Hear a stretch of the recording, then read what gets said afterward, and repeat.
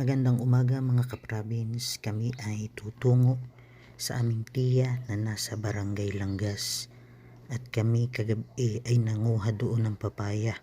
Kaya kami ay nagplano na bumalik kana Tiya Betty at kumain ngayong umaga.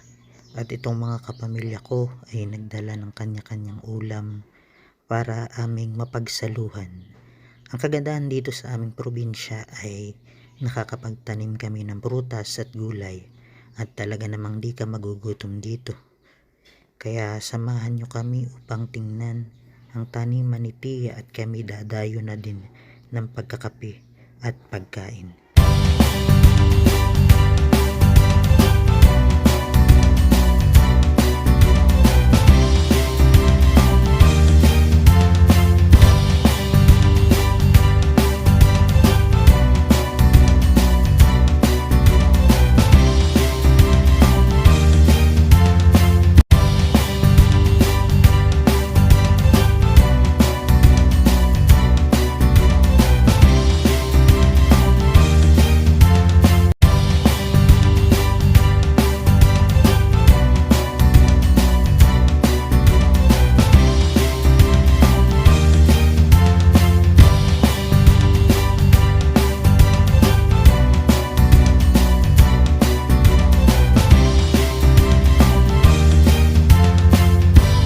Ngayong umaga ay maganda ang panahon at ang mga tao ay busy sa paggagayak sa pagpasok ng kanilang mga anak sa eskwelahan.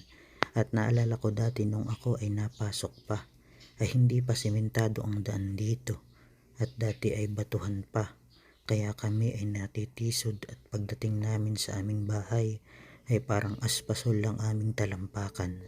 Dati pati ay makakabili ka na ng banana Q na nagkakahalaga ng 3 piso at palamig na 2 piso.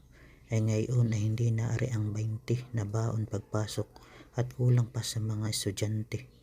At napahaba na ang aking kwento sa inyo at itong ang kasama ko na si Bobby ay nagsasabi na itigil ko daw mamaya kay Tia Naida at siya ay may bibili ng Bear Brand at pabili ni Ate Maris.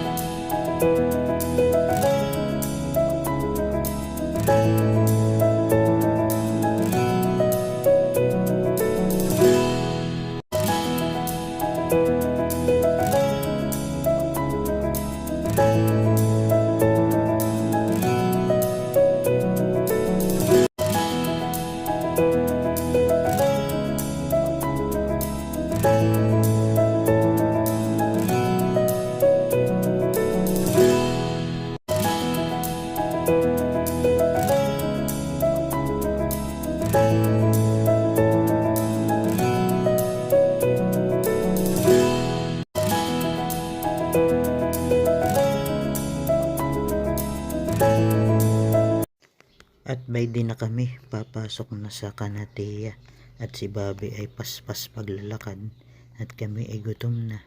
At makikita ninyo yung mga tanim ni Tia Betty at napakarami niyang tanim. At yung iba naming kasama ay narito na at maagang nagsipag-jogging mula Alitas hanggang dito sa Langas.